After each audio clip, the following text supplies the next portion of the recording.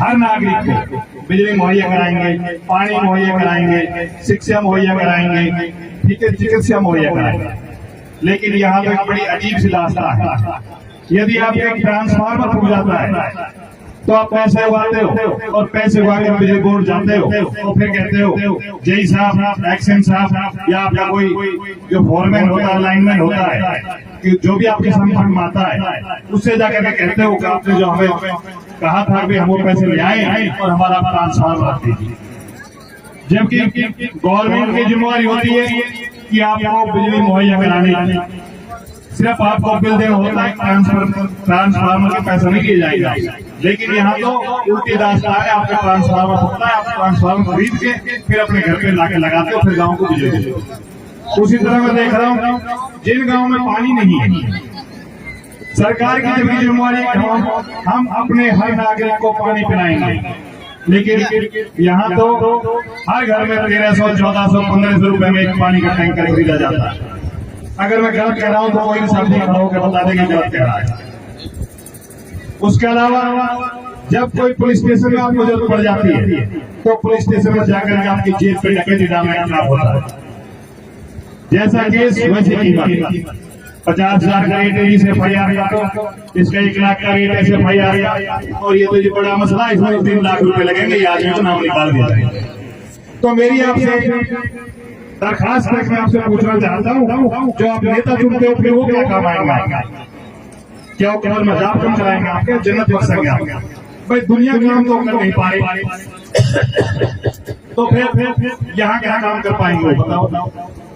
आखिर में काम आएंगे क्या? अभी सभी नेता आ रहे हैं आपके बीच में, अभी जो विधायक है वो भी आएंगे, अभी उनके पास कोई बहाना नहीं है कहने को, वो आपसे आकर के कहेंगे कि जी हम तो अपोजिशन में बैठे हैं, हमारी सरकार नहीं है, बीजेपी की सरकार। जब वो विधायक नहीं बने थे तो तब नसीम अहमद को वार करते थे कि नसीम अहमद विधायक का काम तो नहीं कराते। अब वो खुद विधायक बन गए, वो भी नसीम की तरह वो कहने लगे मेरी सरकार नहीं। आज से पहले नसीम अहमद कहते थे मेरी सरकार नहीं। तो क्या आप पहले वो विधायक बनाओगे? विधायक बनाने के बाद फिर आपको एक जिम्मेवारी और लेनी पड़ेगी इनकी कि भाई इनकी सरकार भी हमें बनानी है, और उसके बाद एक जिम्मेवारी और लेनी पड़ेगी आपको, इनको मिनिस्ट्री भी हमें दिलानी है, तब हो सकता है कोई आपका काम आ जाए। तो ये काम संभव नहीं है कि इतना ही बहुत है कि आप इनको विधायक बनाओ। तो भाई मेरी आपसे एक दरखास्त है, जब भी कोई नेता आए आप इनसे पूछो, जब आप हमें एक ट्रांसफार्मर नहीं दिलवा सकते, एक हमें पीने के लिए पानी नहीं दिलवा सकते, तो आप सब क्या उम्मीद करेंगे? अभी मैं किसी नेता की सुन रहा था स्पीच, भाई पहली कलम से यूनिवर्सिटी लेकर आओ, पहली कलम से 4 लाइन लेकर आओ, जो रोड की बात है 4 लाइन, पहली कलम से उसको लेकर आओ, पहली कलम से युवाओं को रोजगार दो। अरे आप विधायक हो भाई, अब क्या हो गया? कभी किसी ने सुना कि यूनिवर्सिटी के लिए कहीं विधायकों ने धरना प्रदर्शन दिया? इन्होंने कहीं विपक्ष की भूमिका निभाई? कभी कहीं आपने देखा है हमारे विधायकों ने 4 लाइन रोड के लिए कहीं रोड पे बैठे हो, कहीं सेक्रेटरी में बैठे हो, कहीं कोई धरना प्रदर्शन? इन्होंने तो विपक्ष की भूमिका भी नहीं निभाई, अपनी वोट भी बीजेपी को डालने का काम किया। वो तो उस दिन से बीजेपी के साथ खड़े थे, और जब वोट लेने आते हैं आपसे, फिर आपसे कहते हैं बीजेपी को वोट देना, ये तो गंदी पार्टी है कांग्रेस।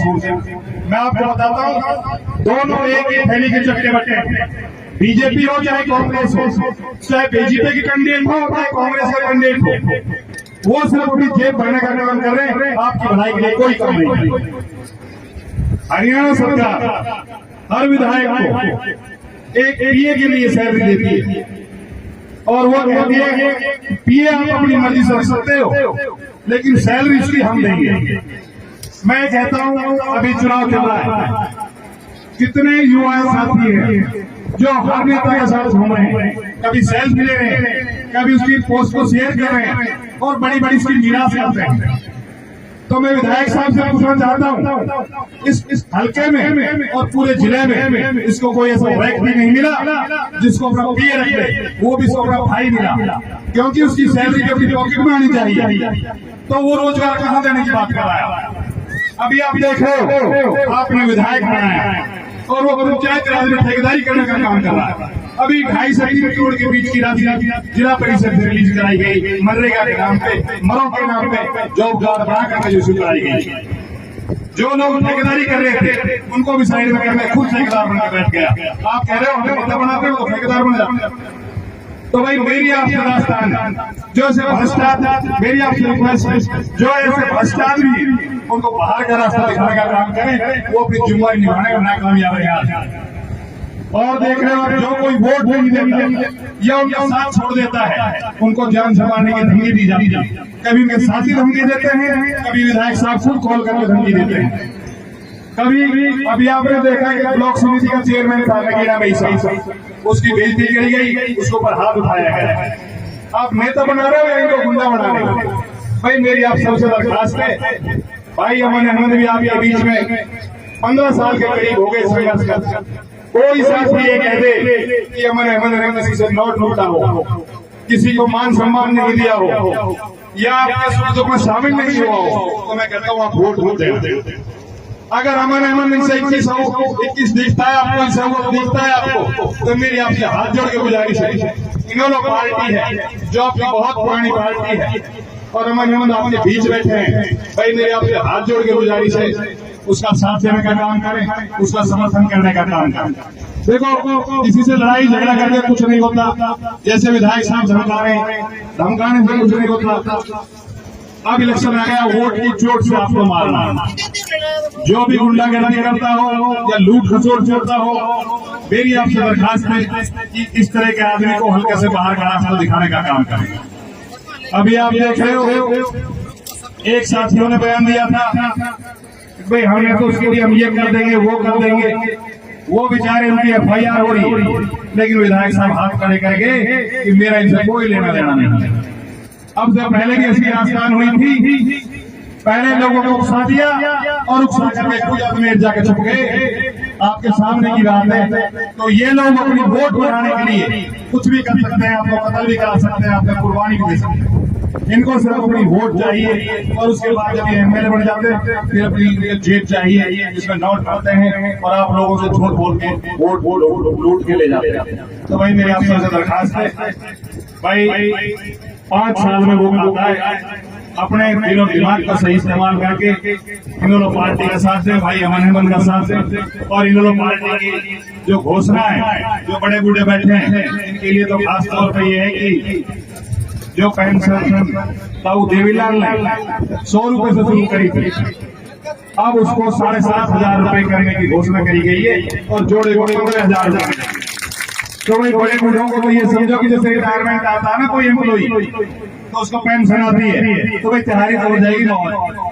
उसके बाद जो पार्टी की अगली घोषणा है, देखो पहले जो सिलेंडर था कांग्रेस राज में 350 रुपए का बिकता था, तो जैसे बीजेपी सरकार आई तो 1100 1150 रुपए का उसका रेट पहुंचा दिया गया। लेकिन हमारी पार्टी की घोषणा है, हमारी सरकार आने पर हर महीने की पहली तारीख को गैस का सिलेंडर आपके घर पे फ्री ऑफ कॉस्ट डिलीवर किया जाएगा सरकार की तरफ से।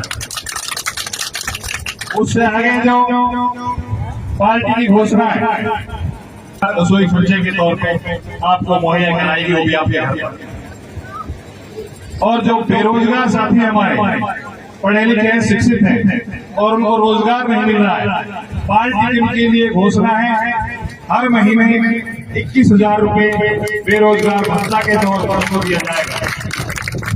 और बिजली के लिए जो घोषणा करी गई है, बिजली के लिए यह है कि बिजली आपको फ्री ऑफ कॉस्ट मिल जाएगी, बिजली का कोई भी वसूल नहीं करा जाएगा। तो भाई इससे अच्छी घोषणा किसी पार्टी ने करी हो तो बता दो। अभी दूसरे वाले कहेंगे कि वो तो झूठ बोल के गए और उनकी सरकार ही हारी, जब उनकी सरकार आएगी यही तो करेंगे। अभी आप बरगलान को आए, तो भाई देखो बात यह है सरकार इनकी भी नहीं आ रही, ना बीजेपी की आ रही ना कांग्रेस की आ रही।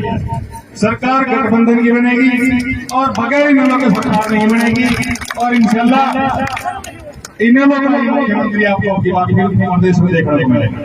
तो भाई मेरी आप सबसे दरखास्त है कि भाई अमन अहमद का साथ दें, पार्टी का साथ दें। अस्सलाम वालेकुम, खुदा हाफिज़, जय हिंद, जय भारत।